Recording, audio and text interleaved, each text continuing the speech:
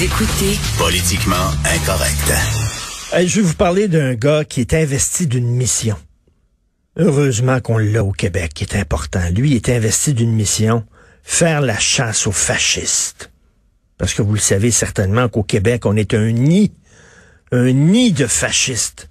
On est une des sociétés les plus à droite au monde. L'extrême droite au Québec. Heureusement, il y a des gens qui font le ménage. Et ce gars-là, lui, est sur Internet. Puis tout ce qu'il fait, c'est qu'il va sur la page Facebook, ses comptes Twitter de certaines personnes, dont beaucoup de chroniqueurs du Journal de Montréal, parce qu'on sait bien que s'il y a un organe fasciste au Québec, c'est bien le Journal de Montréal. Alors lui, il regarde les tweets que t'as envoyés là, en 2012, puis tout ça, puis toute la... Il regarde ça, les photos, puis là, il monte des dossiers. T'es un fasciste. Si tu parles de l'immigration, en disant, peut-être qu'il faut revoir l'immigration à la baisse. Fasciste, fasciste, tout fasciste. Puis là, si tu dis, mettons, t'es contre les islamistes. T'es un fasciste, t'es fasciste. Mais là, il parle. Pas contre les musulmans. Parce que ce gars-là, je vais l'appeler Gorleau. Je veux pas donner son nom, je vais pas lui faire la publicité. Gorleau, là, lui, il faut pas faire d'amalgame, mais le monsieur qui fait le plus d'amalgame au Québec, c'est Gorleau. Parce que chaque fois que tu critiques les islamistes, pour lui, c'est tu critiques les musulmans. Lui, il les met dans le même sac. Moi, je fais très attention. Il y a les musulmans, puis il y a les islamistes, comme il est catholique, puis il y a les catholiques radicaux. Mais lui, si tu critiques un, tu critiques l'autre. Donc, c'est lui qui fait de l'amalgame. En tout cas, bref, un fou qui détruit des réputations, qui harcèle, qui intimide.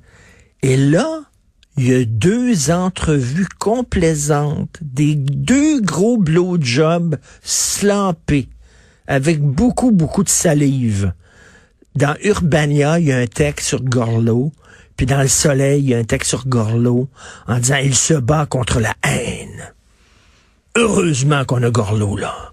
Parce que Dieu sait qu'on verserait dans le fascisme et l'extrême droite, surtout avec les médias de Québécois. Mais Gorleau est là.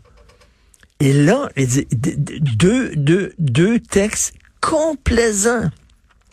Aucune question en disant, hey, t'es comme un troll, ou hey, tu détruis la réputation de certaines personnes. Puis c'est quoi que t'appelles la haine? Écoute, moi, il dit, j'ai un discours de haine contre les islamistes. You fucking bet que j'ai un discours de haine. Je ne m'en cache pas. Totalement. Des radicaux comme ça, là, comme j'ai un discours de haine, vous avez les radicaux catholiques. Vous avez tous les radicaux religieux. J'ai un discours de haine. Vous savez quoi? J'en suis content.